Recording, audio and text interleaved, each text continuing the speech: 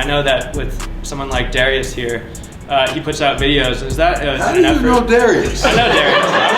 I watch his videos. So I just was curious. Durango, Colorado. If you don't know where it is, you're gonna know real soon. Okay, you gonna put Durango on the map. Man, that's hard. Look at this. Nah, it's hard. Big time stuff, man. It's a beautiful thing, man. It's a beautiful thing. Okay.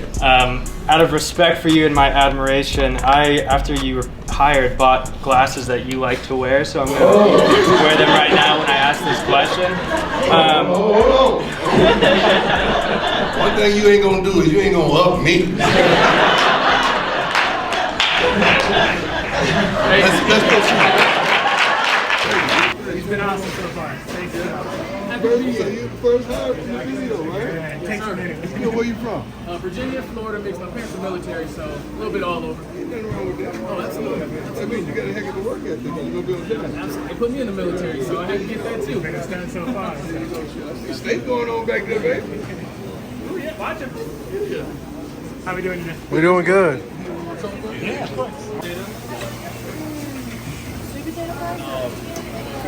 Is that all?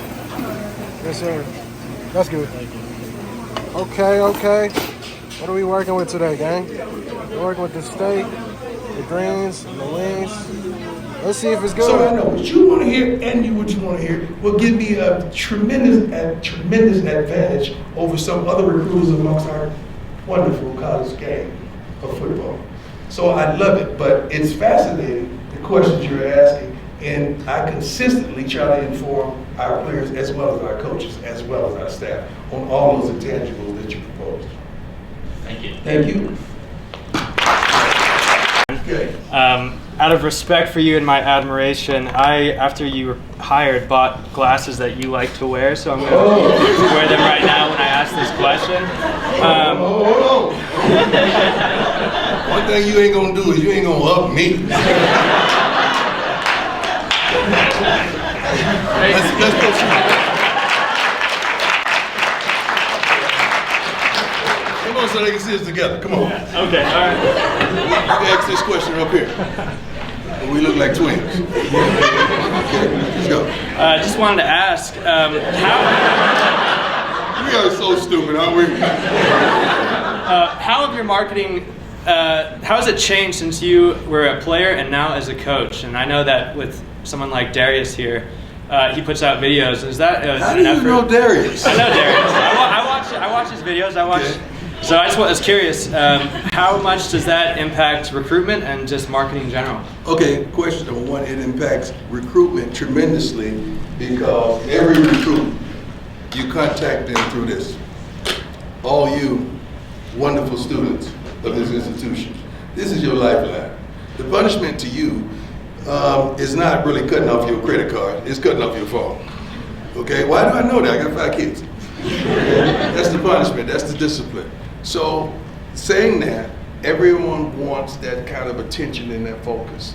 And when we're able to try our best to get them more followers, you may see ads on the back of their practice jerseys, you may see those creative type things that you want. So now when you're watching the spring game, you may see the ad on there and you find out a little more about this kid than you knew. Okay, he's not just a receiver, you just hit his ad, all right? And those are the kind of creative things that we desire to do, but marketing is changed tremendously since my days. But I have adjusted. I have a bunch of kids that have forced me to adjust and understand their language, and I don't know everything about it, but with Darius and my son Junior and our tremendous staff over at our building, they do a tremendous job. It's so many darn cameras around there now, and we haven't even started the documentary. And that's something that we're going to do as well. So you're going to see a documentary, just like you've seen in Jackson, on this wonderful school, as well as what we're trying to do, what we're going to do, I'm sorry, not trying to do this season. It's going to be phenomenal, and I think you're going to be happy with the product. I appreciate that. Thank you. Thank you very much. It does not play out because it's my life, so I don't play with that. That's serious to me. I wouldn't be sitting in front of you today if it had not been for the Lord on my side. I know it's not a popular thing. It's not a consistent thing. It's not a thing that's going to really provoke you to clap and soar because you believe in so many different things. I'm really for you, and I love you, and I thank you. I want you to believe whatever you believe, but I'm just telling you what I believe, and this is the way that I have made it. I'm not saying nothing about the way you've made it or your supply of your strength. I know how I've made it. I know I was on the side of the road, suicidal, ready to give up on life, had it not been for Jesus. So that's why I'm critical of us making role models of the people you just see doing what they're gifted to do in a moment.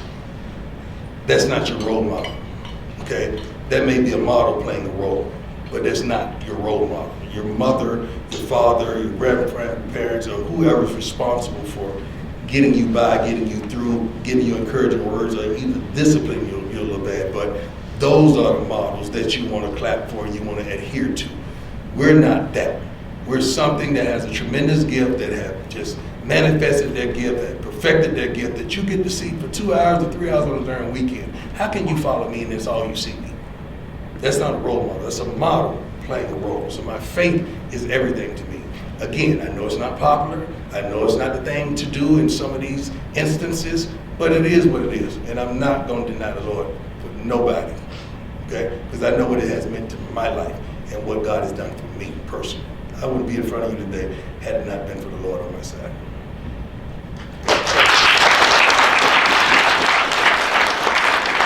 Then we showed it. Yeah. But you complained they didn't have grit. Yeah, but we've been back and we showed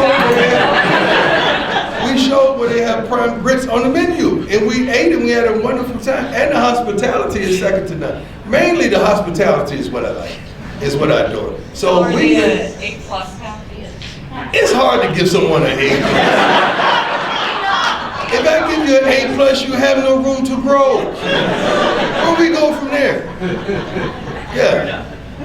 Yeah, we gotta grow. Now I've been to some places that we didn't post because I didn't want to be rude. I didn't want you guys to get mad at me, but it was a D. No, well, we call it no more. It was a no more. We're not going there no more. But it's been some wonderful places. Matter of fact, I went to a place, you may know it, all this stuff is new to me. It's like a rooftop right in the center. Avanti. That's it. That place is awesome. Hospitality was well, it was great. I love that place. I've been there once. One of the coaches took me there. And he's upset because he says he usually takes me a place and it's his place that he takes me to, but then once I go a couple times, it becomes my place. Then every time he goes back, they look around him trying to figure out if I'm there. Yeah, that's our linebacker coach, Coach Hart. That happened in Jackson one time. I took over his favorite spot, but I like that place.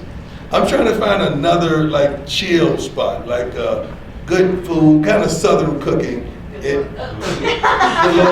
Lucille's is good. That's the best brunch, but that's what Lucille's is good. it. But you know what the best spot that I've been to? Rick, where did we go? No. We went, our girl, the twin. What's the twins? Peggy. Peggy got the best spot here. Peggy got the best food spot in town. Yes. Yeah, you can't go there though. Only I can. Rick has to get me in. Peggy's over here. But I want to start going to people's homes. That's what I want to do. I want a home cooked meal. I want home cooked meals. I don't want to eat out all the time. Just come to my house. Can you? What we gonna eat? Tell me what you want. Now what we gonna eat? I don't want to want something. I want. Some meat. We What? can talk. What are you capable of? Many things. Okay. So. Fried chicken, Okay. collard greens, Huh? cornbread. I've been cooking cornbread since I was 8 years old. Well, we got three. We doing real good right now. We doing Cabbage. cabbage. We can keep going. The list is very long. Baby. I promise you, we won't stop dying. There's these color I want to come to. If you see some black folks in front of your yard, it's just me, okay? Appreciate a lot of like the motivation stuff you put on Instagram. It seems like you wake up grateful and positive every day. Yes, I do. We're people who our job someday is going to be for people to come to us with their problems, and that negativity can be a bit of a cycle. Mm-hmm. What is your source of like that gratitude and like staying positive and motivated? I was on my back, man.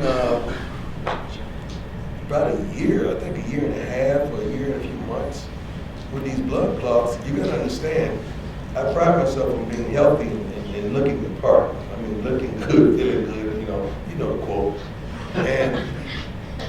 And you find yourself at the end of practice, you walking up like, dang, why? Every time I run, my darn foot is hurt. So I'm thinking it's time for my fourth toe surgery. And we go get that done. I'm like, cool, all right. You're gonna be on a scooter, coach, like, I gotta be on a darn scooter for about a few weeks, then you should be able to walk. Cool, let's do that. And it just kept hurting and hurting and hurting. And so, our head trainer that changes my bandages every morning, she changed my bandages. She said, Coach, we have a problem. I said, well, what's the problem? Your first two toes are black. I said, I'm black. I said, no, they're black. We need to go to the hospital right now. I said, you know what we're gonna do? We'll have a great day of practice. Because we practice in the morning. Then we're gonna go to the hospital. And we had a great day of practice. We went to the hospital. You know how doctors give you that look? You know that look like it's on. It's like they want to break the glass in case of emergency. They broke the glass. And I'm like, okay, talk to me. Does anybody in your family have blood clots? Like, no, that I know of. I'm not one for family picnics because that's like an organized stick up. I'm not doing that. Let me tell you what I mean by that. When you have a little something and you go to a family picnic, everybody comes for you for money. I'm not doing that. I'm not putting myself in that situation. So that's why I say that's an organized stick up. Never been to a picnic in my life. Not doing it. Okay. So I'm going through this stuff and I called my mom. I said, Mom, do anybody in the family have blood clots? She said, oh yeah, your uncle died by blood clots 3 years ago. I said, thank you for telling me that. She said, yeah, but your other uncle, he almost died last year with blood clots. And by the way, I just got diagnosed with blood clots. I said, you got to be kidding me, Mom. Now you talk all day long on social media, now you want to hold this as a secret. So it got to the point where it was really serious. So they talked about amputation from knee down. I said, take it. I don't need it. I just need life. Take the leg. I don't give a damn. I ain't running no more. Okay, score no more touchdowns. I'm good. I'm a coach now. I'm good. Then I started thinking about the little stick thing at the bottom. I don't know if I want that. I mean, I'm anal like that, just stupid like that. Then they said, well, now it's life-threatening. You got serious. Then it goes from that to, okay, we're going to have to amputate a couple of your toes. Take these toes, man. I don't care about these toes. Take them. So and that's the first time I was in the hospital. I was in the hospital for almost a month in season. And that's the first time my kids ever saw me on my back, down, not being the dad who I am. So that changed the game for me. Mentally, emotionally, psychologically, spiritually. I was already there in all those attributes I just ruled out. But now I'm at another level because I know what God wants from me. Because he spoke to me every night I was in that hospital and I'm hearing people yelling and screaming. And I'm just looking up because I'm up. I mean, I lost like 35 pounds and it was a bad moment. But I never allow it to be totally bad. I don't have bad days. I can have a bad moment. I can have a bad hour. I can have a bad several hours. But I never have a bad day. Period. I'm in control of that. You're in control of that. We all in control of that. So when that shook me and I understood how precious life was and life is and how much more I got to give and what I'm going to give and what we can accomplish together and what we're going to accomplish here, I know what God has told me.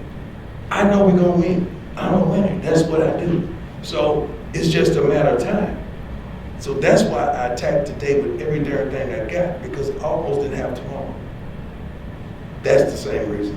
And I love life so much. And I love helping people through life so much. And I love guiding people, but I gotta stay full. You gotta stay full. We gotta stay full. How are we gonna give to people if we run out of gas?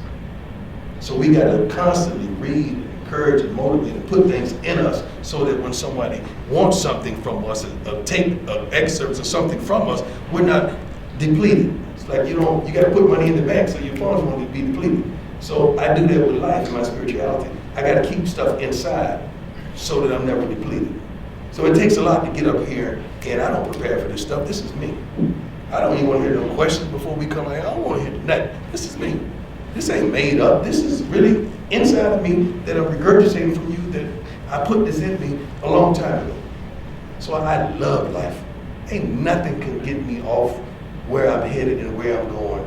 You didn't make me so you can't break me. Right? You didn't build me so you can't kill me. Right? I can go all day with this kind of stuff. Did you get the picture? Great question. I appreciate it, my man. Thank you. Improved Colorado's recruiting, especially with regards to defensive backs and your son, obviously. What do you think draws top players to you and your staff, and how do you prepare them for success in college and then in the NFL? Okay, what draws them is the communication. We have some great communicators of what we have to offer. We're not trying to sell you on anything because it's genuine, it's authentic. We don't have to sell you nothing. When our guys articulate who we are and what we are, and establish a relationship, which establishes trust, that now we get the results we understand from the relationship, from the trust and all of those things. It's tremendous. And then by the time they make it to me, they're ready. We have a great recruiting staff, and by the time those kids, and Rick has sat in there with me in the recruiting room, we're right there on them, and they're sitting right there in front of us. The mother, sometimes the father, sometimes the mother, and the kid, and the siblings, and all that. And we're just really just being honest. We don't have nothing to sell, and the city is beautiful. The crime is superb. Everything, and the facilities are unbelievable. Then you have a coaching staff, and you have the visibility that you desire with all our social presence in the documentaries that we do. All we got to ensure that parent is your kids are going to eat greatly 3 times a day, and when they lay their head to sleep, they're going to be safe and secure. Now the rest is up to your son. The rest is up to your daughter. The rest is up to that individual. It's on them because they got to work their butt off. We're not going to pacify them. So if you give me a boy, I'm going to give you back a man. That's the challenge, and that's how we go about it. And we're honest about it. So having a person and persons on staff that's a walking navigational system, that when you talk about defensive backs, I've been to the mountaintop.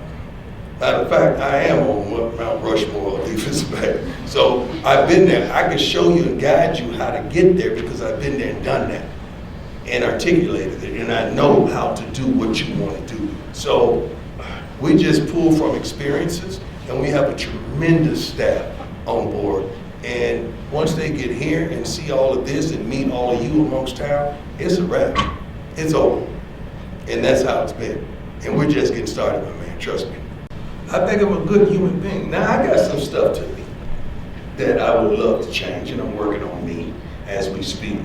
But overall, I think I'm a pretty good dude. So my problem with individuals like you're trying to identify is my confidence may offend your insecurity. Oh, you said that. That was so good. It's gonna take you a minute to marinate on Hey, that. that was J-Lo though. Yeah. J-Lo, that's J-Lo. No, that's me. That's Brian. She got it from Brian. That was Brian. It's on my wall in the back. I said that years ago. But anyway, but that's a problem. My problems could come from people that don't occupy the same work ethic, because I'm a worker and I'm gonna go get them, and I'm gonna get it done. I'm gonna do it. I'm not gonna sit and complain about there's a piece of paper on the floor. I'm gonna pick it up. Okay, then I'm gonna find out whose job it was that paper should have been picked up, and I'm gonna challenge them to do their job. Now that may be offensive, but all I'm asking you is to do what? Your job. So you're really offended that I did it. That's really what it is. And the confidence that I have, I'm not insecure in no part of my life. And I'm at the age and stage where I know me. See, you're young and vital and vibrant and understanding, and I love it. I wish I could do it all over again. Wish I was your age. But you still learning you. You still learn you in different instances in life. Like, you're still learning how you would react from a breakup. You're still learning how you would really handle a death that you weren't expecting. Okay, expecting death's one thing, but unexpected is this whole nother thing. You're still understanding how to handle failure. You're still understanding how to handle lies and hatred for no apparent reason. I've been through all this. It's no position that you could place me in that I hadn't been in. And I'm thankful that God allowed me to come through that. Although I smell like smoke because I've been through the fire, I made it through. And I'm not making it through harboring this stuff to myself. I'm making it through trying to tell you, hey, the oven's hot, don't go that way. That's on you if you choose to take that right or take that left instead of stay right. But I've been the person that has gone through the storms for you that you don't have to. And God has given me a tremendous voice to echo it to you.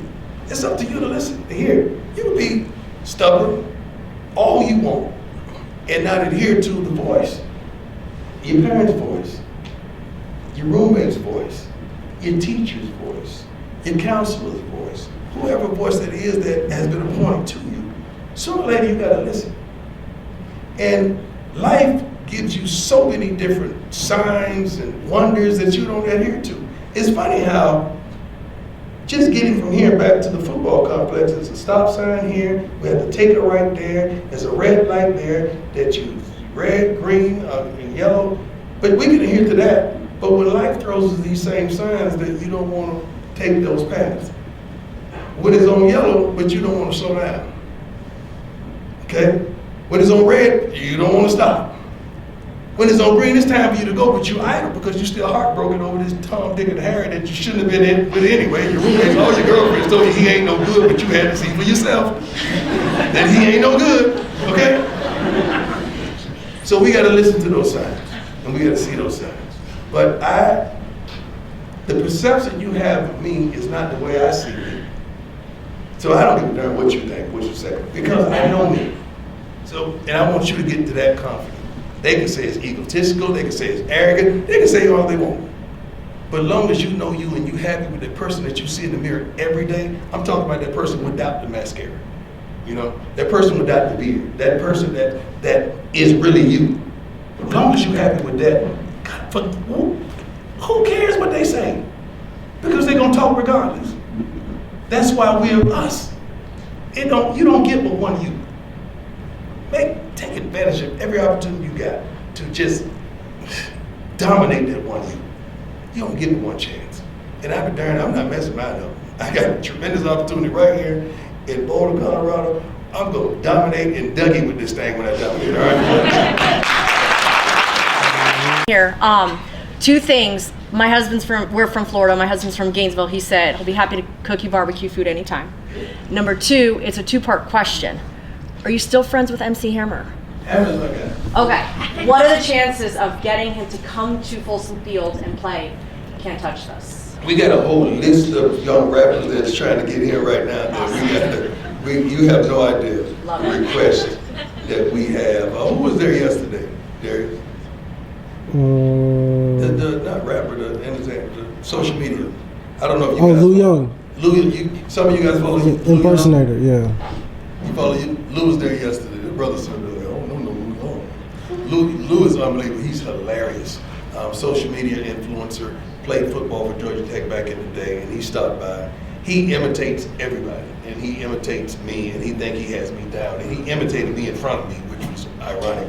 But he is hilarious. So we get people that slide by every day. I was fighting to get back. It was a snowstorm in Texas, and that's when Lil Wayne was meeting me here. And I was telling Rick, like, hey man, I gotta hurry up and get back. I gotta get back. That turn, Lil Wayne is waiting on me. Like he flew straight from Miami right here. And the thing about Lil Wayne, he's a workaholic. So he went to the hotel, set up the studio in his room, and he went to work, because that's what he does, work. So when I came and he came over, I think we stayed in the complex till like 4 a.m. And Bucky and Darius just sitting up there like, with the camera. Like, you guys go, we just talked all night. So, but it's so many different people that are good friends of mine and influencers and people that I have not only, we love one another, but I've mentored them as well. We have a tremendous relationship that cannot wait to come, because I've been bragging about Bold, I've been bragging about skiing in the snow and all kind of stuff, so they want to see it for themselves. So it's no telling who you're going to see at the spring game or anything. Matter of fact, how many tickets we're at right now in the spring game? We're over 30,000. We're over 30,000. And that's without y'all, right? That's without the students? No, there's about 6,000 students. Okay. So we need to sell it out. We need to sell it out. So you guys put that up. We need to sell out the spring game. We need to sell it out and do something that has never been done here before. First, right? We like first. So we want to do something that has never been done here. We're going to sell it out and we're going to have a good time. Now, if we sell it out, that's when you can come to me and say, or come to Rick and say, hey, this is, Rick is like, no. The entertainment. You got to build an audience. Like, you got to tell us who you want for the entertainment. So you just got to tell us like that and we can try to get it done. Because that would be wonderful, wouldn't it? But you're going to have to be disciplined and you're going to have to work with others. It can't be all about you. Unity is you and I. You're going to have to learn to work with others. That's what I love about team sports. We're mandated that we have to work with others to make it. There's no way it's about Coach Prime if it weren't for those guys over there. It's got to be about all of us. And we together are going to turn this thing around in this wonderful university. And you and your friends, family, loved ones, teammates, co-students, whatever it is, co-workers, you're going to be something to behold. You're going to shape this darn country up. And I can't wait to see it because I want you to walk up to me one day, look me in the eye and say, you told me I was going to do it. And I really didn't believe at that point, but then I start believing, like a little engine that could. And I'm going to leave on this. I think I can. I think I can. The baddest book I ever read next to the Bible. Sneaker store. It is? Plenty sneakers in LA. Shout out to you. Deion Sanders Jr. and Darius Sanders, Well Off Media / Reach the People Media. This is hard. Always, my favorite packages are the ones that have both of our names on there because it's just crazy. Like, I don't know, bro. It never gets old. So you like packages? I do like packages. I like packages that are big packages? Yeah. Like this, two-tone. Big packages. Let's see what we're working with. Soft-spoken because the work speaks volumes. This one says Osakin. Oh, that's hard. You care if I open it so they can see you gotta open it, yeah. Okay. I'm gonna just open it so they can see what it looks like. This is crazy. I think this is the right way. Oh, they went well off on you, bro. No. Oh, well off, forgive me, Father. Hey. Look. This is some well off stuff right there. Putting it. One day. No, on God. Semicolon. Hold up. Semicolon. Hey. The attention to detail is crazy. What else they have? One day. Look. Forgive me, Father. Forgive me, Father, on God. Oh, look. One day. Look at this. One day, semicolon. There we go. One day, semicolon. I told you one day everything gonna change. That day turned into today. Well off media 3 crosses. Forgive me, Father. This is hard, bro. Nah, it is. That's not huge. expecting that. Who sent it? Plenty sneakers. No, that's hard. Plenty sneakers. Let me see that. LA. Y'all in LA, hit up Plenty sneakers. Shout out to Plenty Sneakers. Obviously, they got custom stuff, so that's crazy. Let's see what you got going on, man. Soft spoken because the word speaks volumes. The work speaks volumes. That's very true. That puff print is hard. It really is. So they got their logo on the front. But this puff is something different, though. Look at you this see what I'm saying? Reach the people. Reach the people. It's hard. It's reaching on the arm. That's crazy. Nah, for real. That's why I like it because that's some well-off type stuff, bro. Nah, the little details where it's like, hey, that's hard. Look at this. Nah, it's hard. Big time stuff, man. It's a beautiful thing, man. It's a beautiful thing. Bro. We out here, man. Greatness.